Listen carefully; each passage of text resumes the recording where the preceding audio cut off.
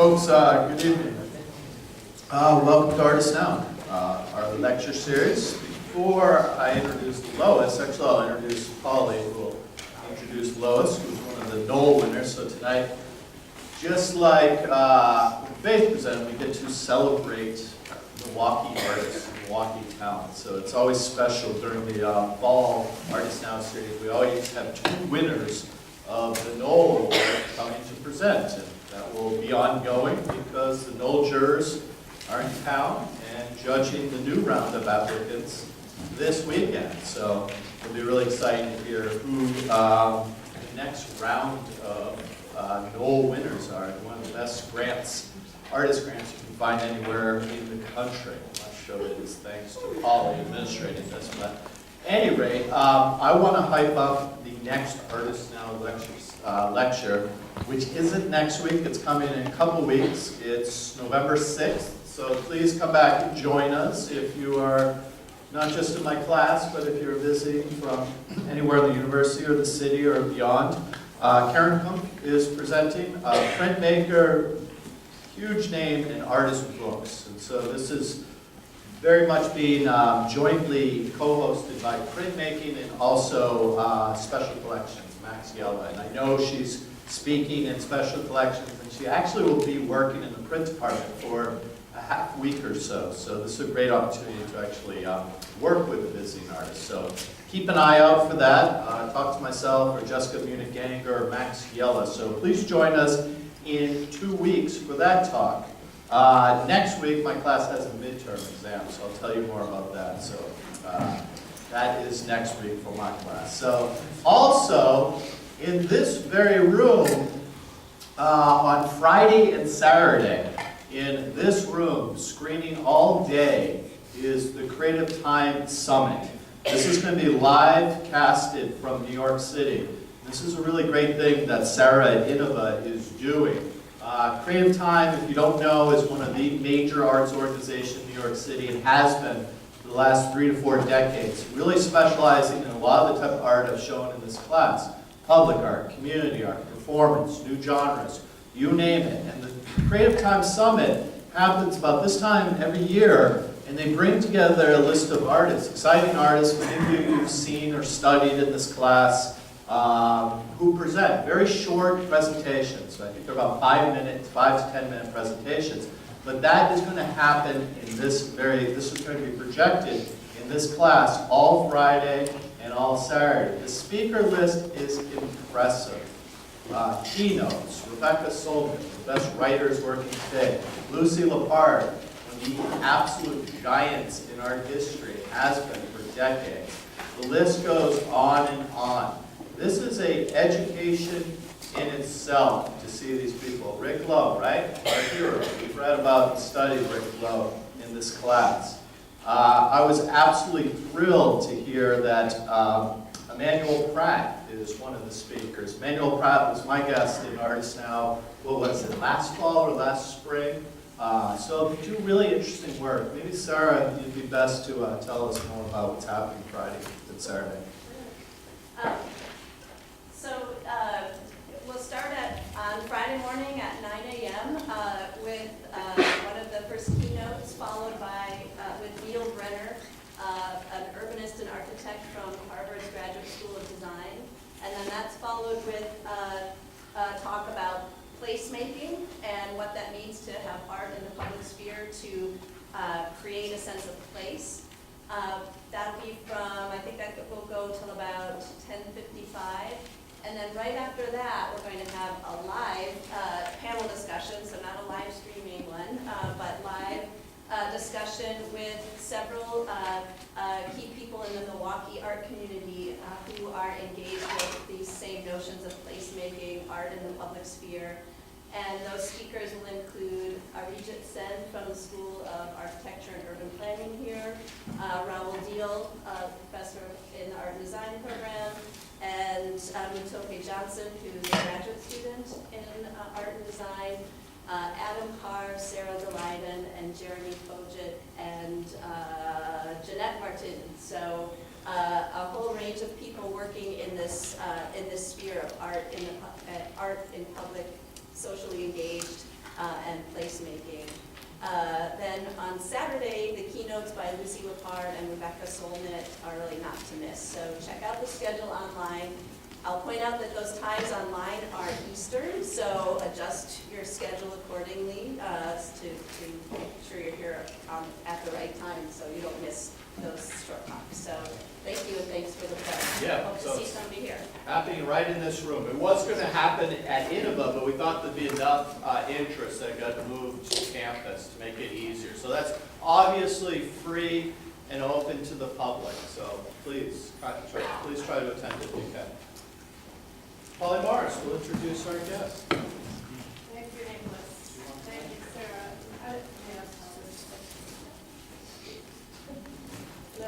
Hello.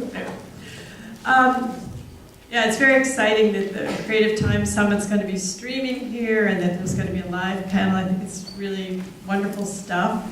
Tomorrow night, the 2013 Nohl jurors are coming to town and will be giving a public talk at INOVA. I hope you can stop in and hear what they have to say about their institutions and curatorial interests. It's a great way to hear what people outside Milwaukee are thinking about in the art world these days.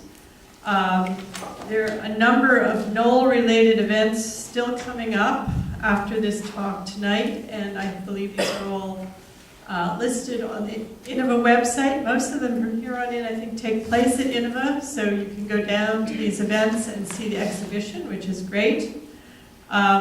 We also have a lovely catalog for this exhibition that you might want to look at. So I'm just going to quickly introduce Lois, who, as you know, is a photographer. She's a particular kind of photographer. She describes herself as a conceptual photographer. She's going to talk about that. She splits her time between fine art photography and commercial fashion photography, which is how she makes her living.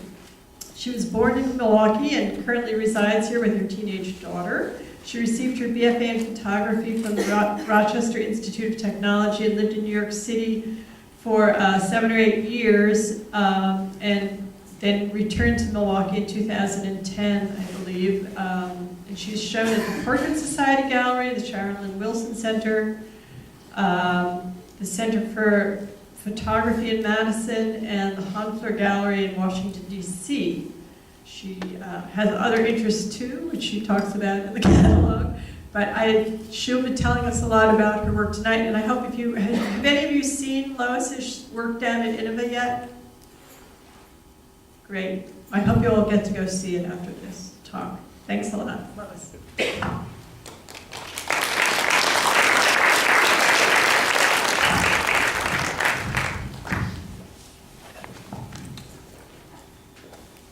Hi. Let me know if you can hear me. How's that? Does that work for everyone? Okay. Thank you, Polly and Nicholas, for having me. And I don't lecture normally, so we'll see how I do with this. But basically, Polly kind of told you guys about me. I grew up in Milwaukee and took pre-college in high school courses at MyEd in photography. And then I ended up, after trying to figure out what the hell to do with my life, going to RIT for photography school, and after that I assisted photographers in Rochester, New York, and moved from there to New York City, where I assisted more photographers in the commercial industry and realm. And then from that point, I kind of had a big rut between school and in the middle of being in New York City and trying to figure out what the hell I wanted to do. As far as photography goes for myself. So I was very interested in fashion photography. I also wanted to make a living, and I was interested in the conceptual portraiture. So it all started when I started a piece called The Bedroom, and it turned into a series of 103 portraits that I did from 2008 to 2012. The very first portrait is of this very charismatic man named Stephen, and he is a kind kind of jack of all trades and photographer that I used to assist in New York. So he's the most charismatic man. He carries crystals in his pockets and has painted his bedroom with clouds, and it was kind of the perfect way to start the project for me. And basically the idea of the project was I was sharing, this is me and my daughter, I was sharing my bedroom for a year in Brooklyn because rents are high, and well, I shared my bedroom. And half of her bedroom was full of kids, you know, her kids' stuff, and then the other half was just my art things and my computer and it became just, I thought about it a lot, about how our bedroom is this sanctuary in a sense, and it really reflects kind of the core of who we are. So I started the project, and this one was one of the earlier pieces as well. And it was really great to be able to see into people's spaces. I was always surprised by things, and I'm still surprised actually when I print them large and put them up on the wall and finding details that I didn't notice before, like condoms and cups, or risque art, or things people may not even have noticed that they had left out. This one actually is in New York, and my dad came with me, and I was photographing a good friend of mine and his partner. And basically, when we showed up, his partner, Tigger, which is his stage name, he does burlesque, but he was just wearing this tight little leaf underwear and nothing else. And then you can kind of see in his chest some shaved, lines. Anyways, and my dad totally took it with stride and was just like, pleasure to meet you, and they were lovely, and we had a really, really lovely, interaction. But my first reaction was like, oh no, my conservative father is going to freak out, but he was great. So I did the project over 4 years, and I started out in New York City with it. Then I did a big road trip home and traveled to Milwaukee and photographed here. And at another point, I decided I wanted to photograph down south, and just to get another aspect of the country. And I really wanted to find people, strangers, because when I started, I photographed everyone I knew, and well, it's a little limiting. There are more people like you, or your friends are often people that are yourself, like yourself. So I ended up photographing for 12 days on the road, all over, Mississippi, Missouri, Texas, and it was all strangers. And I just reached out to community centers, and everyone's like, do you want to photograph me in my bedroom? Where? Why? But it ended up being good. And it was a really lovely experience. And I went with someone else, and they went with me to make sure it was safe. But I got a really nice range of, part of photographing people for me is the experience and the enrichment and the sharing that takes place. I would say actually that's a very large portion of it. And then the work is, obviously the other portion. This is my daughter's dentist, and he has a round bed, which is kind of phenomenal. And you have to get custom-made sheets in New Jersey, apparently.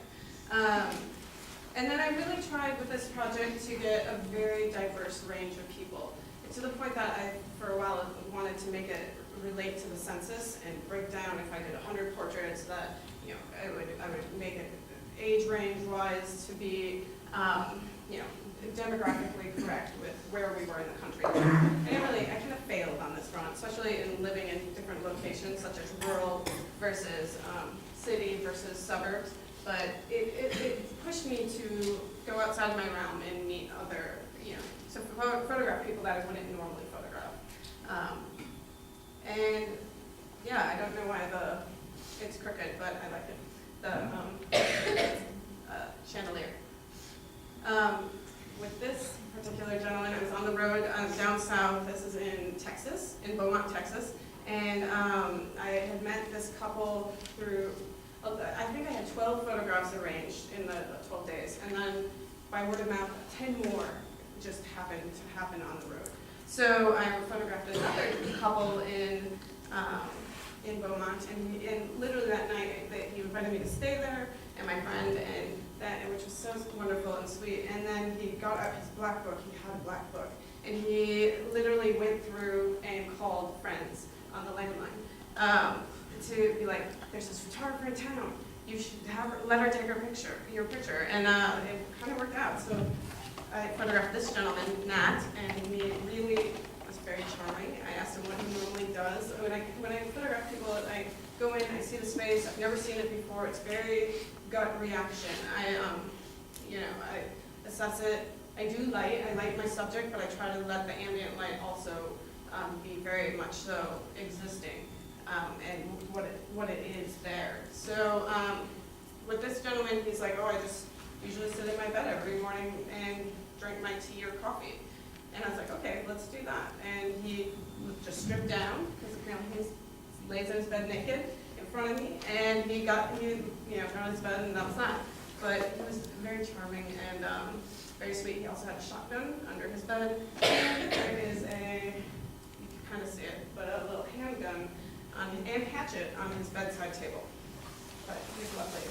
And from this point in the day, he said to the other friend who took me there, oh, we should go see Charlie. We should take her to see Charlie. And it just became this like surreal adventure. So we drove out to Bider, Texas, which is not the friendliest of places, maybe, as that's how it was described to me. And we went down a dirt road and unlocked a gate, and then we're in this kind of compound in a sense of this gentleman. Actually he passed on, but he was a working artist, and he made his own sustainable kind of structure. And it was really, really interesting to talk to him with the goats, and it was just an incredible, bizarre experience. This is in Austin, Texas, and that's the bedroom portrait, so there's a lot more of them. So in 2012, so I work for Kohl's. I'm a photographer for them. I shoot fashion photography for them on figure, and I go there every day, and I eat my lunch at work, and I'm very fascinated and interested with food and our habits with food. And I'm the person who has all these mason jars, and I bring them all my things in different mason jars and in a little duffel bag or whatever, a little side bag, and I clank when I walk down the hallways, and my coworkers make fun of me. But anyways, I wanted to photograph what people eat for lunch. Everyone has their little habits and their quirks, and it's the best part of the day, maybe. So I built this set, and then for about 3 to 4 weeks, I recruited my coworkers, and I would just snag them. I'd be like, "Can I photograph you?" And I kind of put them in this very boxed-in room that, or set. And literally, to get out, I had to move the table out for them. So there's definitely a sense of being stuck in there. And then I photographed, I think, about 70 portraits in that short period of time, and also kind of ate my lunch over to the side while I waited to accost people. And this, to me, this whole project was kind of a warm-up for a project that I'm currently working on called Weeknight Dinners. But that's more environmental, and I'll get there in a bit. Something that I found in this body of work was that a lot of people just, when I photograph them, especially I think outside of their environment, a lot of people would just naturally want to smile. They want to, it's just a natural thing for people to do, is they're getting the picture taken, put on your best face, and smile. And for me, I, for whatever reason, find that less interesting. And I think, I don't know if it lends itself, a smiling photograph, to somebody, to more of a snapshot, or what, but this to me is a lot less interesting, although I love the banana, than something of more serious nature. So, and it's something I've been actually considering a lot. What is it about somebody that's more serious that I find more compelling and interesting? So when I'm working on a body of work and figuring it out and editing, I definitely work through those aspects of what is the most compelling image. And as any working artist, you're going to have a lot of failures, and they're kind of sometimes the best things that can happen to you. So there's a bedroom shot that I wouldn't say this has a great best thing that happened to me, but I did want to speak about. I don't like this image. It didn't work, and out of all the images that I did, this one isn't to me that strong. I don't know if they're so small in this massive, really generic room, or I know that the woman had a big burn on her leg, and she was very concerned that actually we wouldn't see it in the photograph, but I really wanted to see that burn. So I don't know if I just feel that should be a part of the image, but I had to respect her wishes. I don't know. But there's always going to be images that don't work in a body of work, and that's okay. That's just a part of it. And then there's entire body series that don't work. I was working on this series of adolescent portraits. My daughter is 13 years old, and I'm really interested in this time period of just immense change. And I wanted to start doing a series about adolescence. So I started photographing different, I think I did maybe 7 or 8 of them, and it wasn't working. And I think that the muslin sheet that I was using I wanted to isolate the subject, but give a portion of the environment, or have the environment still be there in a sense. And I don't think that this was the proper solve. And it's really hard when you're in the middle of a body of work to be able to either say, okay, I need to shelve this, or maybe just it's not meant to be. But it definitely, sometimes it just is worth, stepping back and, doing something else. And when I did that, I was actually able to start a different body of work I've been thinking about for a long time, and I felt like that work just came so easily. And hopefully I'll get back to my other project and I'll figure it out. But so I want to talk about some of the artists and photographers and sculptors that really have influenced me, and also do conceptual portraiture. This is Ron New York. I'm sure you guys know some of the people that I'm going to show, but he's an Australian sculptor that's working in the UK, and he does hyper-realistic sculpture that's very larger than life or smaller than life, and I find his work just to be very compelling, and yeah, I like it. I was lucky to see these last two in Paris this fall, which is very exciting. And this one's very small. Alex Prager is an American photographer. Her work is very cinematic and kind of draws from Hitchcock. And I don't really think that I need to just talk about them. I'm not an art historian or critic, but I very much so draw inspiration from these artists.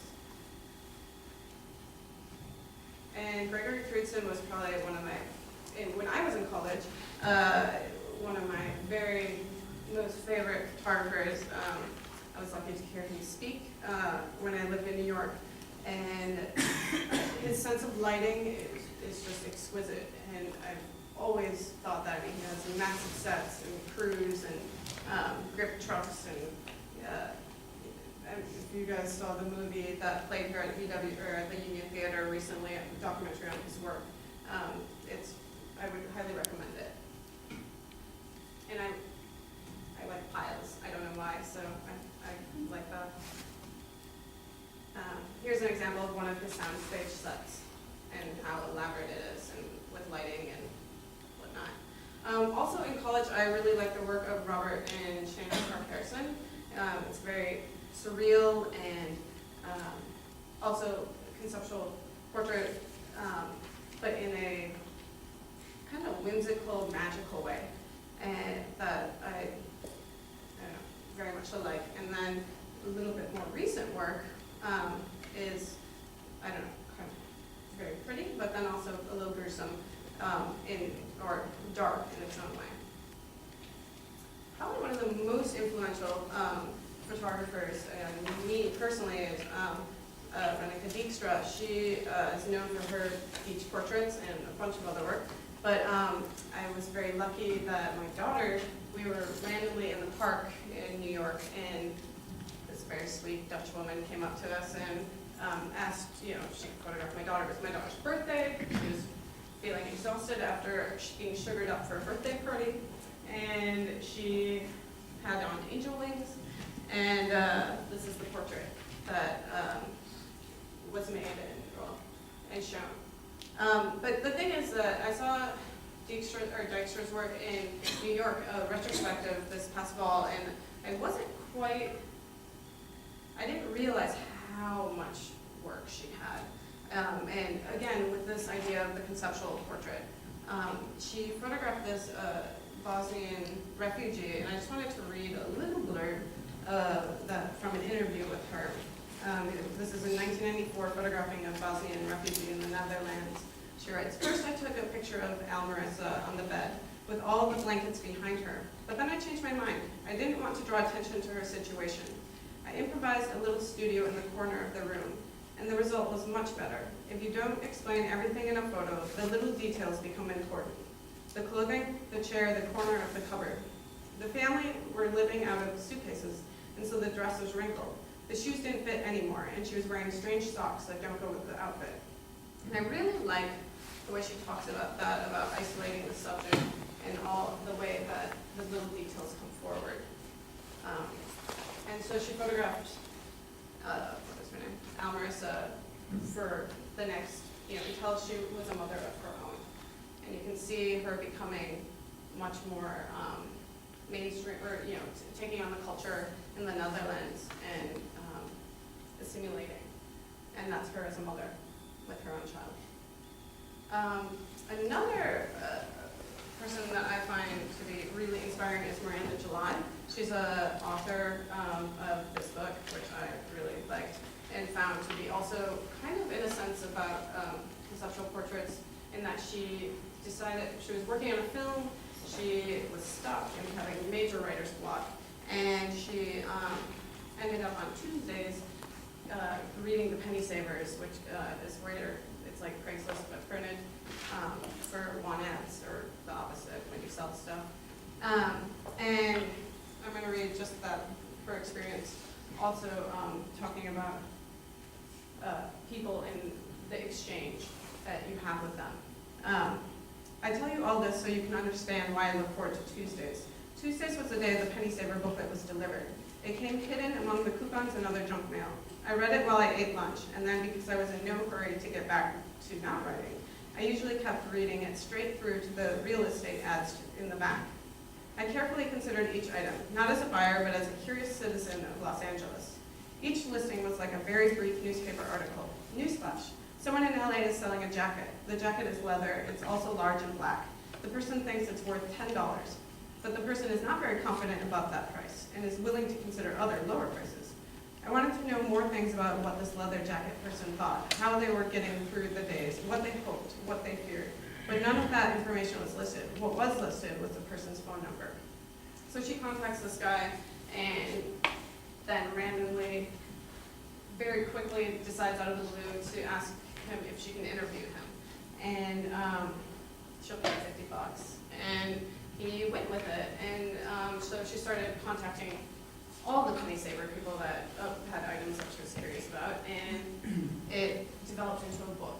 But to me, the interviews, the interviews are published in that book. It's very much so conceptual portraiture for me. And she worked with a photographer, Bridget Sire, to photograph the experiences. So in the past year, I was working on a body of work called Concealed Carry about Wisconsinites who are permitted to carry handguns in Wisconsin. And when I first moved back 3 years ago from New York, all my coworkers, they're guys, and they go trap shooting and go skeet shooting and hunt and all of these different things. And they, I don't know, they invited me along. I thought, sure, why not? I've never held a gun in my life. Okay, I'll try. So I'm a really bad shot, and honestly, I was kind of I equated guns with death, and that was that. But around the same time, the law changed in Wisconsin to enable concealed carry. And I kind of had it's obviously an emotionally reactive issue, and I was very surprised by this, and I was like, what is Wisconsin coming to?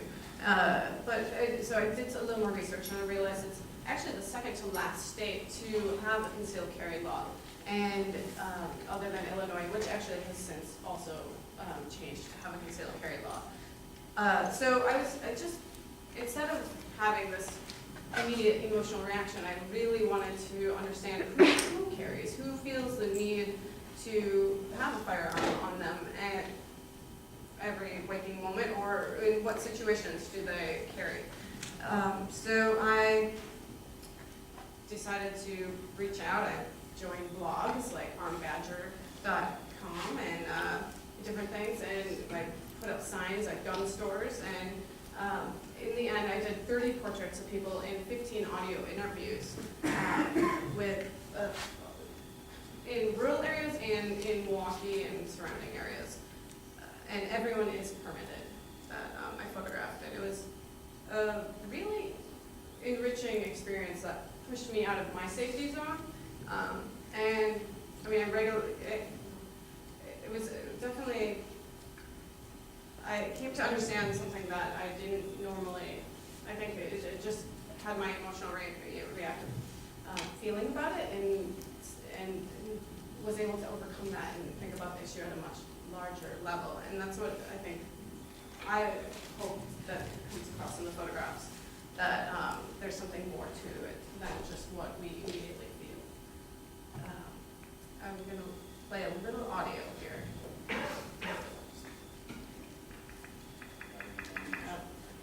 A number of years back. So as far as concealed carry for myself, I've been around guns for a long time. I got into guns a number of years back. And the way I look at it is that the only person that's going to protect me and my family is me. I cannot count on a police officer to get here in time. If somebody breaks into my house or whatever, I have to deal with the threat right then and there. And that's the way I look at concealed carry is that if there's a threat, you look at the Colorado shooting, you look at Newtown, you look at all these different shootings, the Sept Temple. Have you ever had a situation that you needed it? Yes, I have. I had been in an apartment building where I was doing a plumbing job, and the owner was throwing somebody out, and he was carrying their stuff from the apartment, just throwing it on the lawn. And he gave them until 12 to get there, and it was 12:30, and they haven't shown up yet, so he was throwing their stuff in the yard. And I was sitting in my truck writing up the invoice when all of a sudden I noticed a group of guys coming with a trailer, and I thought, this can't be good. And so they jumped out of the car, and they all had guns, and they went after the owner with their guns. And the owner jumped in his truck, and he took off, leaving me there with them.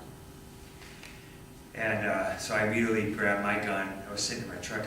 I put my gun on my lap, and I dialed 911 and to let them know that they needed to get up there. And had any of these guys approach me, I told the 911 operator I would have shot him instantly, you know. But I didn't have to do that, thank God. But that's probably the closest I got, you know. So you pretty much carry all the time? I carry it, yeah. It's the last thing I do when I go to bed. I take it off, and when I get up in the morning, as soon as I get dressed, it goes on. So I think what I realized is that most people that allowed me to photograph them, because a lot of people were very, I don't know, unsure, or didn't want to be seen or known to carry. But most of the people were very thoughtful in their, approach with firearms, and in this situation, this woman actually had on order 2 firearms, but because of the demand for guns as of right now and ammunition, and there's a shortage, they were on back order. So I just photographed her with her permit. This gentleman actually didn't want to be photographed showing his face, so and the amount that you can see he was okay with. So it was one of those things that he wanted to be a part of the project, and this was the way we sort of dealt with it. And I kind of wrestled with that because to me it was about people revealing that they carry and that this thing that they keep to themselves. And so I actually haven't shown this image, except for you guys. So, because I think they're much more powerful to be about the person and being open about it. And I was very surprised also how many women that that carry and that I found. I think when finding subjects, most of the people that I found introduced me to other people. I think that was the easiest way to find subjects. But, and I let my subjects pick where they wanted to be photographed. So I asked them to have it have some sort of meaning to them, the place. So this gentleman, shoots at a private range, and he asked to be photographed there in the middle of January. It was really, really cold, but no problem, we did it. It was snowing out, but it was fast. And it was interesting to me, the difference between rural people that live in rural areas as opposed to in the city. This gentleman has 2 ranges. He's up in Eagle River, Wisconsin, and basically an entire gun room. And it's so much more about hunting and sport, and it's just, their kids grow up with it. It's not even it's just part of the culture. Whereas here, I feel like we're so removed from gun culture. This woman works in real estate and has, in the past 4 or 5 years, done a lot of foreclosures in some poorer neighborhoods in Milwaukee. So she carries because it makes her feel safer. So around the same time as I was working on concealed carry, and that body of work is done, I started a new project called Weeknight Dinners. And again, with the idea of food, and for me this was really about seeing what people's regular habits and their routines were on just a typical weeknight.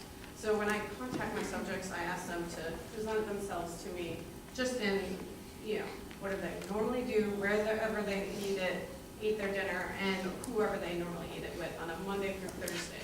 Because I think during the weekdays, you don't do special things, you just do what your habits are. And so for me, I'm really interested in people's,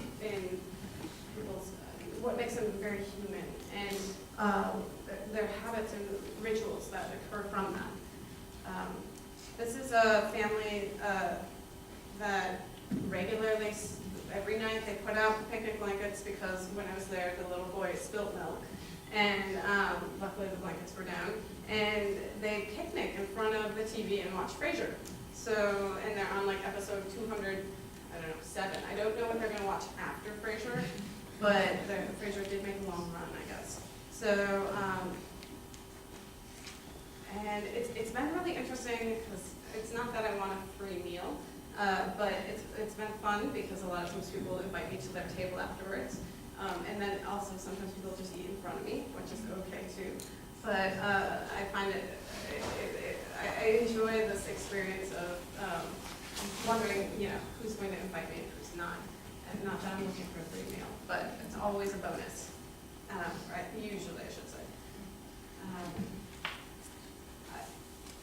It's interesting because with this project, I think when I started Body of Work, I often photograph people that I know.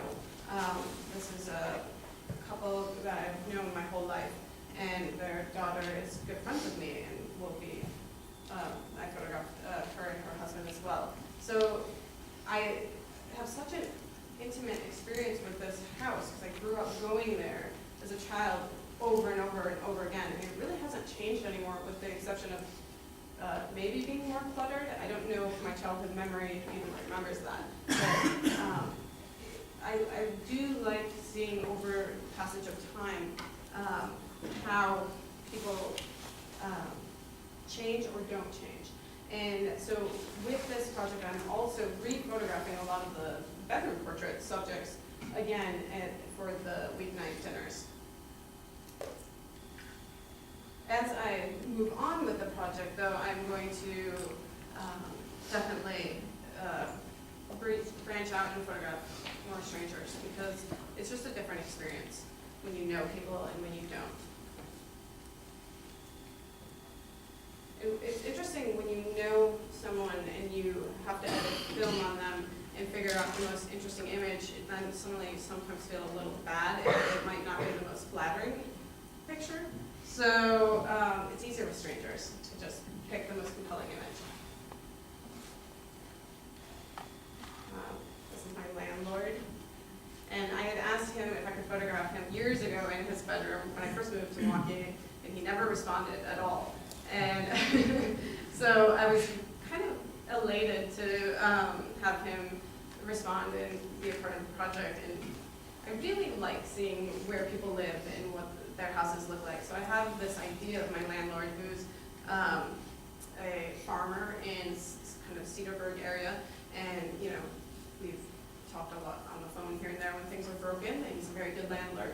But I have never met his wife, even though they sent us Christmas cards, and it was really wonderful to just go into their home and see what they do for their meal that you typically do every evening. And he cooks. When I photograph people, I ask a lot of questions, and I'm really curious about, well, do you cook from recipes, or do you ad-lib it, or do you have, some people have, well, on Monday night we do turkey, on Tuesday night, I mean, maybe your parents, maybe can relate to that. But everyone has their own habits that, you know, I find to be, some are very strikingly similar, and then some of them are like the picnicking and watching Frasier, but picnicking on the ground, I would have never even thought of that. And this family actually is a really happy family. It's funny to, very much so, I am also I'm imparting fictions onto these portraits. Yes, it is about them and what they eat and their dynamic as a family, but I definitely am putting on my own what I'm looking for in an image.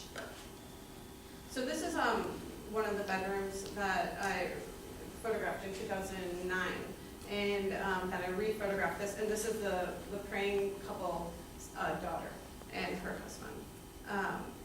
And this is them just a couple months ago. And I started this in April, I believe. And it's interesting, well, we all put our own stories when you see art and when you go look at things. And in reality, Matt, the gentleman, he has really bad back problems, but there's such an interesting separation. They both have their own blankets. And I don't direct my subjects. We talk and we have a conversation, and sometimes I let silence hang for a while just to make them uncomfortable in a sense. But this is how they presented themselves to me. And what I love about these images, again, I think I said this earlier, is I keep discovering more things, such as on the refrigerator it says, I think Wednesday is ground beef night. And they're so rich with what makes us all human. It's my parents, and I let them be happy because they are. But then they are now. So no, they're very happy, I think. But my mom was here; she can verify it. But this is actually, I think, very much so my parents. My dad often is kind of off in his own world or little yeah, serious. And my mom is chatty and, you know, always talking about this and that. This one I think is maybe in 2011, and just in the past couple months. And some people don't change that much. And then there are some people that do change. And my mom, I've photographed a lot of her friends and friends of the family that I've grown up with. And, you know, this woman has her original, I think she said this is her original bed set from when she was a child, which kind of blows my mind. And then here she is now. And she's one of those people that has, okay, on Tuesday night is, you know, the chicken frozen dinner, and Wednesday night is this, and then on Friday she orders out.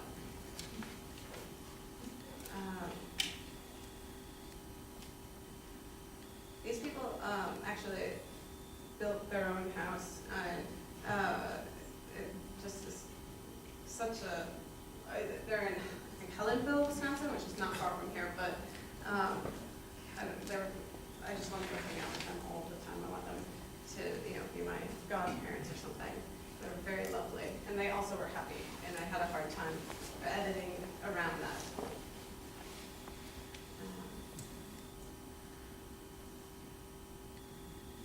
This actually won. Somebody was at the gallery the other day and saw this image, and this is my coworker Brian and his family. And Brian, his wife got a phone call from a random person saying, "Is Brian available for dinner?"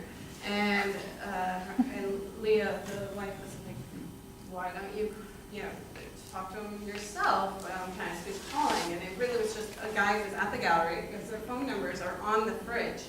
And frankly, and I'm like, I feel so responsible for this, but I don't know what to tell you. So we'll see if this turns. So don't call him because that would be bad. But their work phone numbers and cell phone numbers are on the fridge.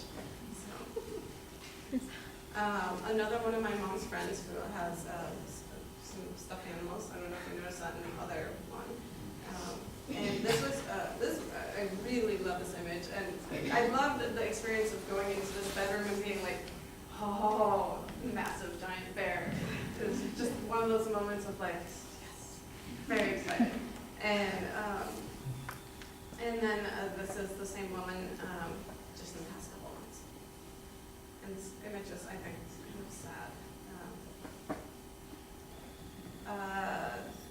This is my coworker who got phone called or prankstered his mother, and his mother just has the most eclectic.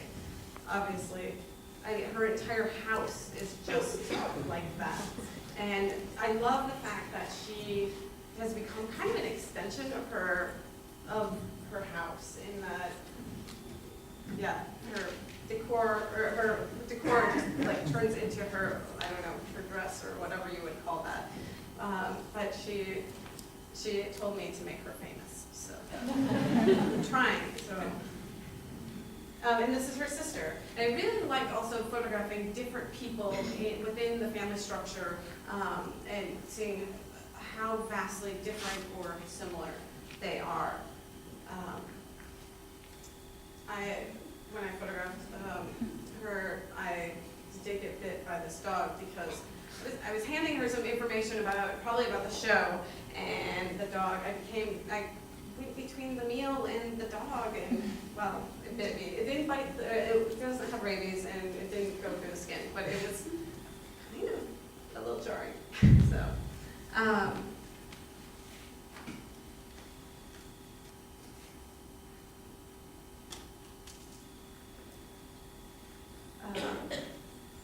So I'll also, in some of the series of work, I've been commissioned to then photograph people. So this is Joe Past, and he commissioned me to photograph him in his bedroom. And then I, in return, when I started the new project, asked if I could photograph him for the dinner's portrait. And here he is. So I also have been working on a documentary film. There's a group of older lesbians here in Milwaukee that they get together. It's a 40s and up group, and they get together once a month and dance and also drink. But really, they get down on the dance floor. And I went into Beyonce, and like, I don't know, I'm talking 60s, 70-year-old women getting down to Beyonce. It's incredible. And I went maybe about a year ago to this event. A friend of mine invited me, and I had more fun dancing that night than I probably ever had. And so I immediately, I'm like, I'm going to photograph these women. I have to do something. This is so exciting. But as I went back the next month and then the month after that, and I realized that it's much more about their stories. And there's been so much change in these women's lifetimes about it being so much more accepted to being gay. And I really wanted to understand and hear their stories. So I interviewed 5 different women, or couples, and then also went to the event and filmed. So I want to show the trailer. It will come out in March of this year.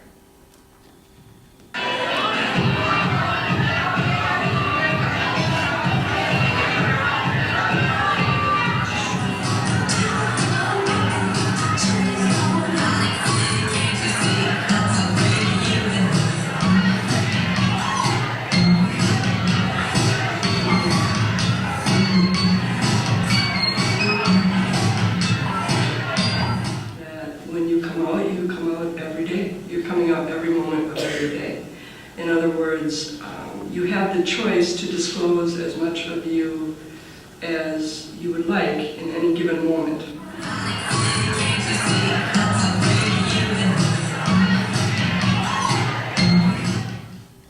When I spent the first night with her, my very first night with a woman, I woke up and the woman was all covered in red spots. And it turned out, and I thought, oh my God, the forces punished me. But it turned out that she had bed bugs. So it was really actually ugly. It was probably about 4 o'clock one morning. The sergeants and that came rushing in, and they basically handcuffed me, took my bedding off, and off of the other 6 people, and we all were put into separate cars, and we were taken down to Kaiserslautern, and I'm probably not saying that correctly, but K-Town, and we were all interrogated for about 7 hours, each individually asking us if we were gay, and you know, it was really bad. We were fingerprinted, we had mugshot, and interrogated for about 7 hours before all of us said finally, yes, we are. Well, how come I'm different? Why can't I be like everybody else? Is you are living at such a fortunate moment in time. We are so, so lucky. And when I look at some of the older women who come to LNO, and we do dress some women in their 70s, maybe older, I don't know. And when I think about the hardships that they had to endure, not all that long ago, and the level of, I don't want to say dishonesty, but concealment that was forced upon them, and how bad that must have felt.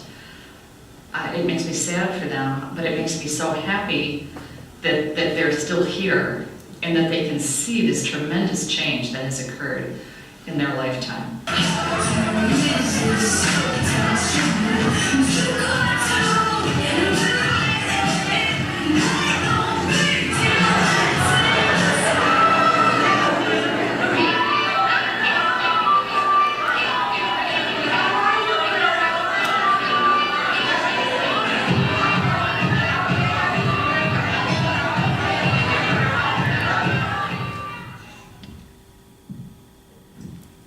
So that's kind of what I'm doing with my fine artwork. But every day I also shoot commercials. So I just want to talk about that because I think as a student you have this very wonderful idea of being an artist and being a working artist. And in reality, there's more to it than that. And I actually find commercial work to be very satisfying. And it actually, I mean, it all runs together. And what I do during my daytime with Kohl's directly ends up benefiting me in other ways. Because when I'm shooting for a client, I'm directly working on their needs and what they want. So I might not, previously I never shot much daylight. It just wasn't my thing. I like to light things. And Kohl's entire season recently was all daylight. So it just pushed me to figure out how to shoot daylight, which was fantastic. And that will eventually bleed itself into one of my projects. So I think we have this notion of selling out, and I don't know, I'd be curious to think what you guys think about that notion. But I very much so enjoy working commercially, and it definitely, it's what enables me to be able to do the other work. This is, you know how when you go to the store, there's frames, when you buy a frame, there's a picture already in it. We call them capture frames, and I don't know why it has that name, but this was for that kind of project. This also was for a capture frame, and this was like back to school for a year ago for Kohl's. And then I was walking in San Francisco this summer and on vacation, and was like, oh, that's a Kohl's ad that I shot on the ground, crumpled up. So yeah, there's that too. It all ends up in the trash. But no, that's where I'm ending because I think it's amusing. But no, questions.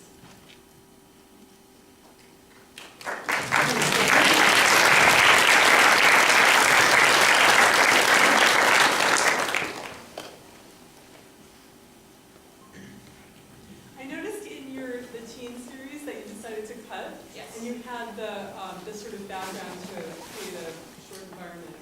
That was really okay, but then you chose the much more translucent one for the concealed series. And I think that was really effective, and I just wanted to ask you to speak to that. What if the veiled series sort of led you to make those choices? So I was in the middle of the concealed carry project when I started the adolescent project, and I think I was thinking about, I like isolating the subject matter, but I love the environmental portrait, so I was kind of figuring out, because with this project, I think it's successful in that, it's playing with the idea of concealment, and with just giving the viewer a hint of of the environment, and it kind of makes you work a little to glean pieces about them. But with the adolescent one, I thought gray was the way to go, and I got this muslin background that I special ordered, but it was so wrinkly. And yeah, I definitely was thinking about the same idea at the same time. And I just don't know that, or it didn't work in the same way. Even though at some of them you can actually see with the adolescent portraits, you can see that it does get kind of translucent to a degree, depending on if there's light behind. Which I like that, but again, it just feels sloppy, perhaps. I think that's technically, or the execution feels a little sloppy to me. Your bedrooms, they seem fairly happy and, bright and colorfully lit. Well, illuminating color. But for your kitchens, they were really dark and almost kind of scary places. Was that intentional? Or You think so? some of them, Curious. there was a lot more like dark blacks. And Okay, so bedrooms, well, we'll just go to the ones where I have both. at I least don't when know, I compared to- definitely, when I go into spaces, it's very, like I said, it's kind of guttural and emotionally reactive. So, or not emotionally reactive, sorry. I can't do two things at once. But, it's evening out, I kind of work with the light that's there. So, I don't know, I think maybe because I'm photographing these at nighttime, I'm working more with referencing the ambient light. And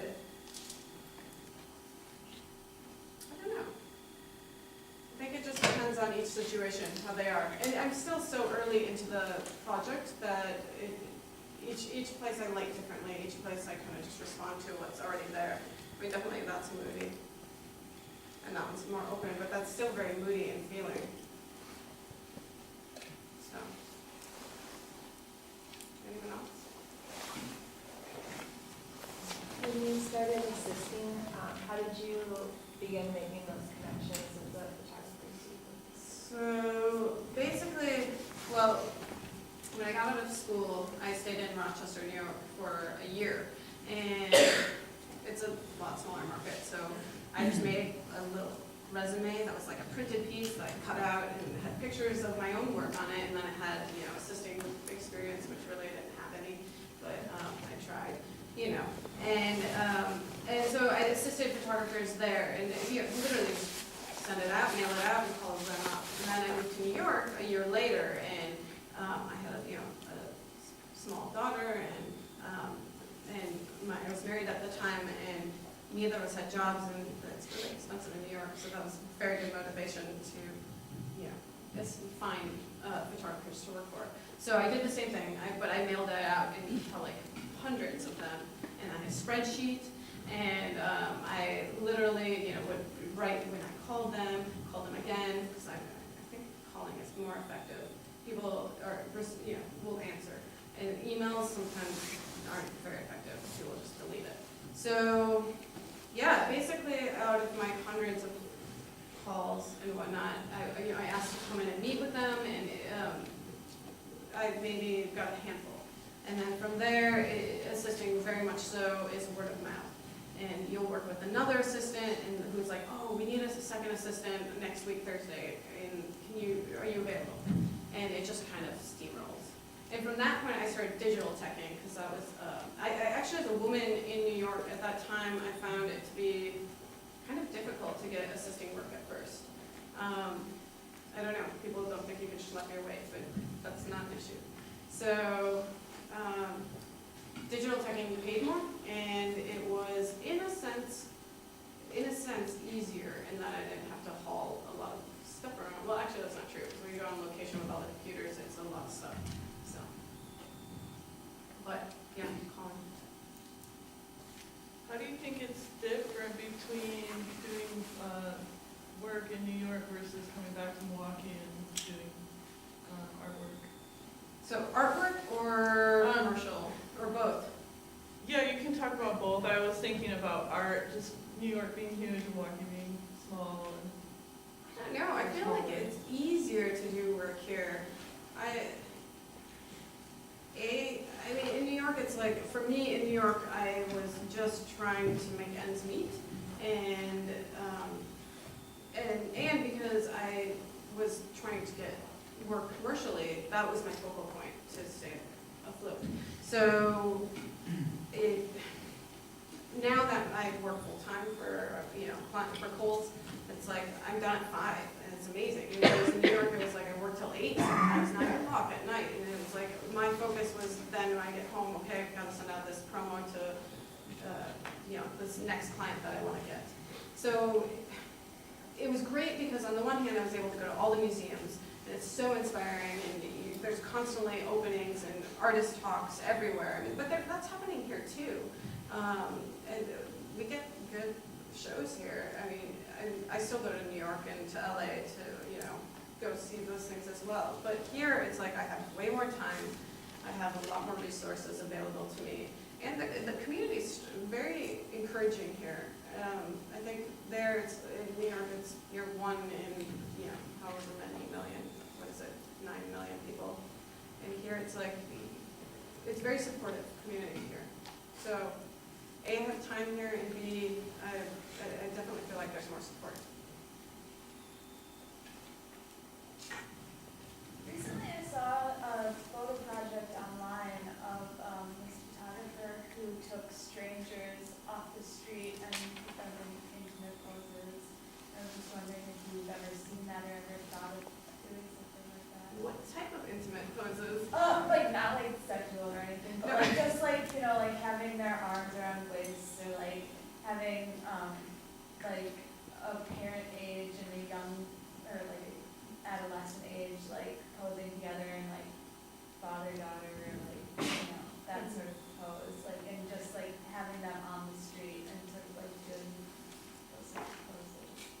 So they came into a studio or No, on the street? Yeah, they on the were- street, yeah. Okay, So basically the photographer would just like sit around and then be like, hey, would you wanna like, you know, hug this person? And you would take pictures and they would seem nice for a moment, but then like they're perfect strangers and they, And they're set up. yeah. No, I'm not aware of the project, but it I sounds don't know really the curious. photographer, but Okay.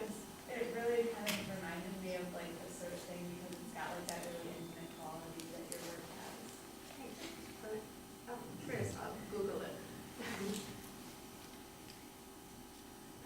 I think that project actually called Touching Strangers, if I remember Yeah. correctly. Yeah. Thank you. Okay, touching strangers, I will memorize that. What are the dynamics within your, do you work with a team in Coles? I do, actually, and that's something I should touch on is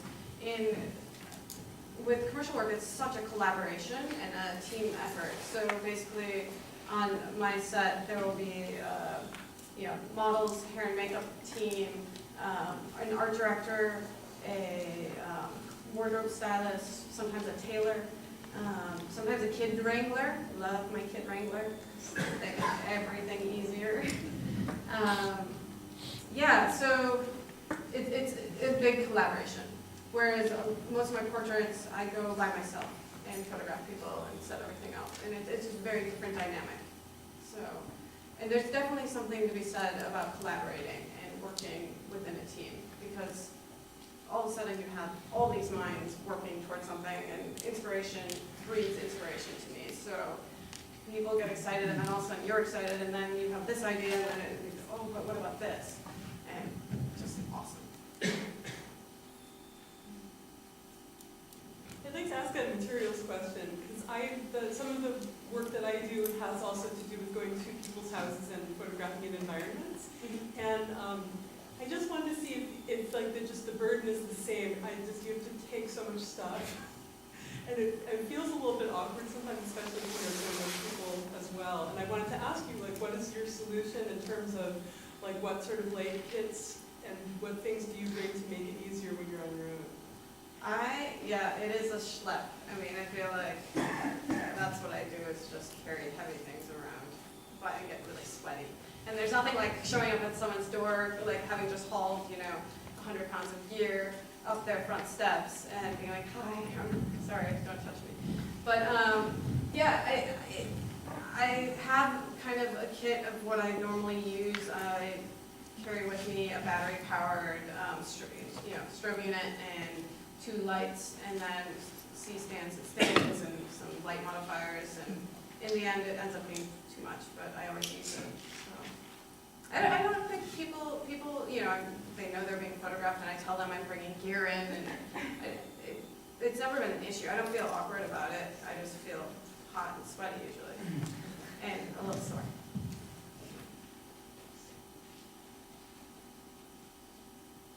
All right, anyone else? With the gun series, since that's such a hot button issue, can you talk about the notion of being objective versus Yes. non-objective? Your decision on that, and you're letting people tell their own story, but I'm not hearing your take on it. I assume that's purposeful. That is very intentional. I feel like in order, again, I often explain to my subjects that, I have no firearm experience, that it was just really my coworkers, and that I honestly am afraid of guns. And since then, I have gone, just for the experience of it, I've shot, some rounds at the range with like 3 different handguns with my coworkers.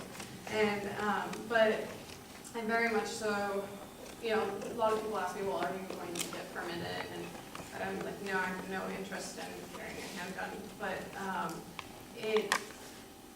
I felt like I had to be very much so unbiased in that I wanted my subjects to trust me, and I wanted them to tell their story. And it's not about what I can think at all. And it really, because it is such a hot issue, I felt like, I don't know, I wanted to know who is carrying, and I assume other people would like to know that as well. So, in their stories, which is partially partially why I felt like halfway through the project I started doing the audio interviews. I really felt like their stories needed to be heard and that my subjects needed a voice. So, yeah, it definitely is intentional that I, let them present themselves and don't have any bias or slant.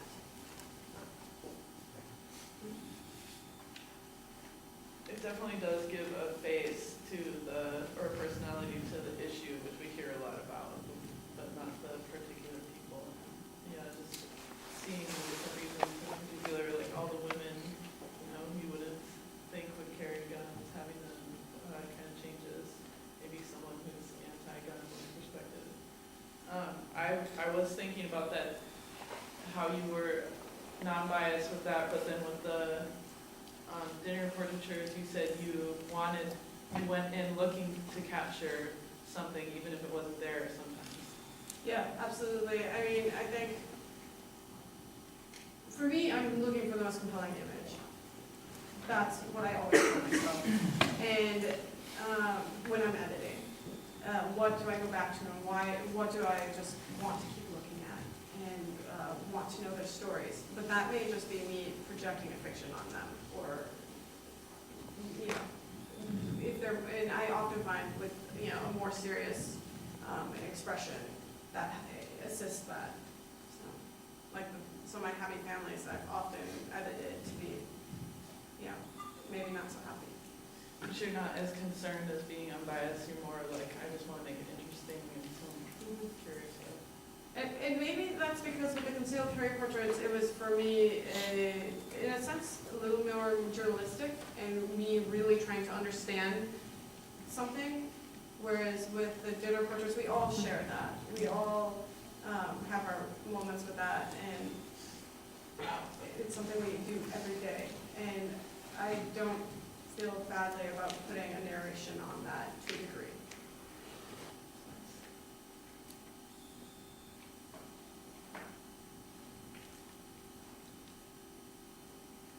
All right, thank you.